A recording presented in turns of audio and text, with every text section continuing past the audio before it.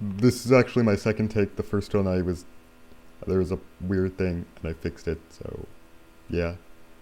But yeah, this is my second take of the devlog, but yeah. So I got the infinite world up and running. So Minecraft, can't believe I called it that. And the camera now no longer spawns inside of the tongue. But anyway, so you see, I got the infinite world working. So as you go to the edge, new chunks, pop, they pop in, and old chunks, pop, they pop out.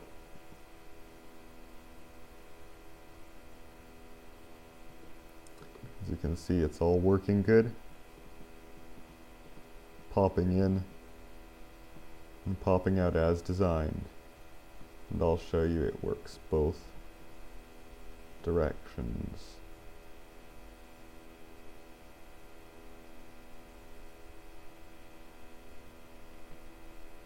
It's really laggy with OBS on too, and then you also see those weird patterns because of the faraway chunks.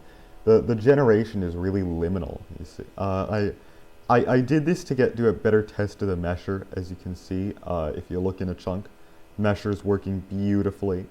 I also turned back on occlusion culling after it had been turned off for the demonstration in the second one.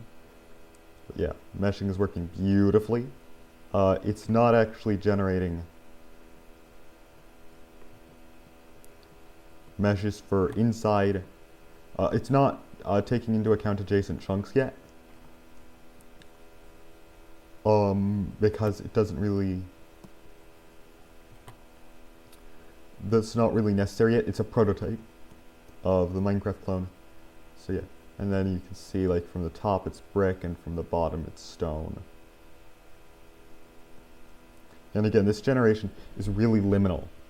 And what it does is, so I have another clever thing that I did. I made it so it looks like you're moving, like you're always moving.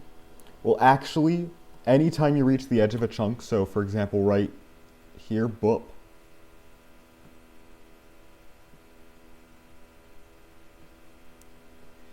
So here I'm at, let's say 16. Okay, so what was that actually?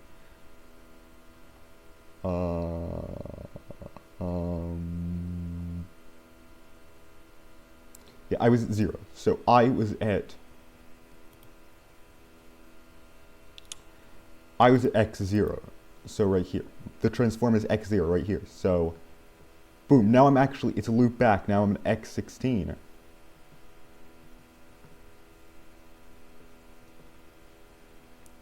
You see.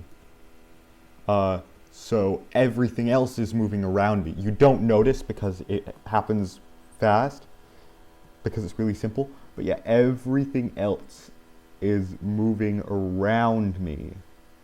I never move outside of a chunk. This is to prevent floating point precision errors.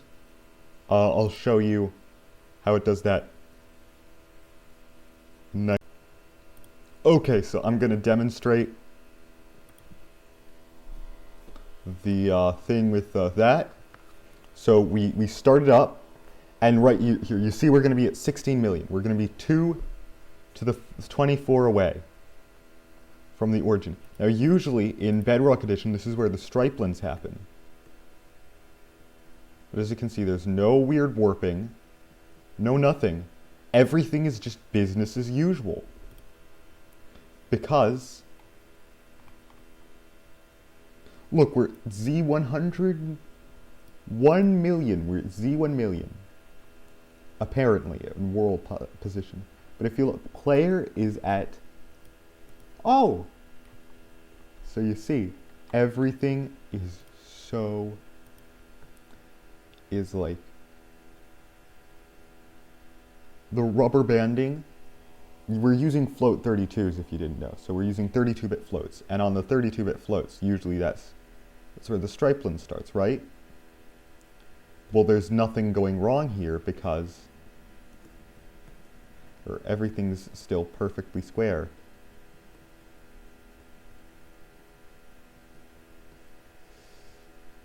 No matter which direction you're going, because we're banding it into 16.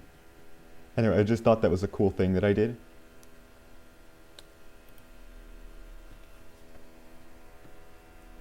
You're always going to be within the bounds of the world, which is awesome.